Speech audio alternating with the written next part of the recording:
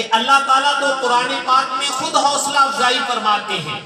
اللہ تعالیٰ نے بعض نبیوں کا تذکرہ کرتے ہوئے کہا ہے نعم العبد، کہ ہمارا فلاں نبی بہت اچھا بندہ تھا۔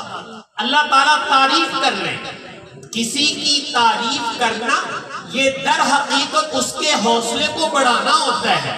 تو اللہ تعالیٰ قرآن پاک میں جا بجا اپنے نبیوں کی تعریف کر کے ان کا حوصلہ بڑھاتے ہیں۔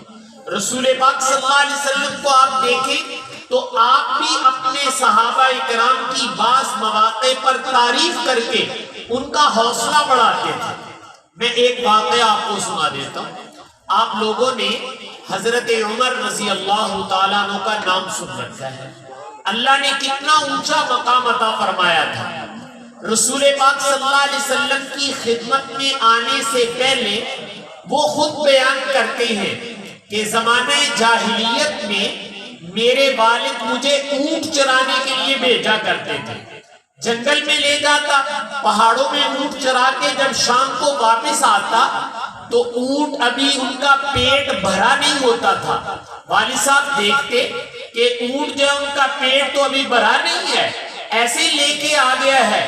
تو حضرت عمر فرماتے ہیں میرے والد درہ اور ڈنڈا لے کر میری پٹائی کرتے اور ایک جملہ کہتے عمر تجھے تو اونٹ نہیں چرانے آتے، تو بڑا ہو کر کیا کام کرے گا؟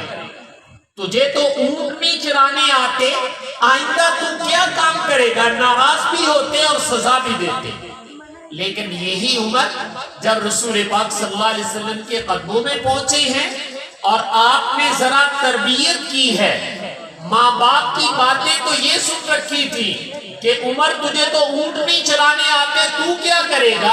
لیکن آپ صلی اللہ علیہ وسلم نے حوصلہ شکنی والا کوئی جملہ نہیں کہا، بلکہ آپ نے حوصلہ افزائی والے جملے کہے۔ ایک جملہ جو آپ کی زبان اقدس سے نکلا ہے میں اس کے متعلق کہنے لگا ہوں، اگرچہ اس کی حیثیت اور بھی ہے، لیکن ایک حیثیت یہ ہے کہ آپ صلی اللہ علیہ وسلم حضرت عمر کا حوصلہ بڑھانا چاہتے تھے۔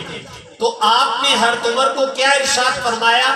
لو کان بعدی نبی لکان عمر، کہ عمر تمہارا والد تو یہ کہتا تھا کہ تمہیں اونٹ نہیں چرانے آتے، ہمارے سے پوچھو اللہ تعالیٰ نے تمہارے اندر کیا صلاحیت رکھی ہے، مت گھبراؤ، میں اللہ کا آخری نبی ہوں، میرے بعد کوئی اور نبی نہیں ہے، لیکن اگر میرے بعد کوئی اور نبی آنا ہوتا تو عمر تمہارے اندر اللہ نے یہ صلاحیت رکھی ہے کہ اللہ تمہیں نبی بنا دے۔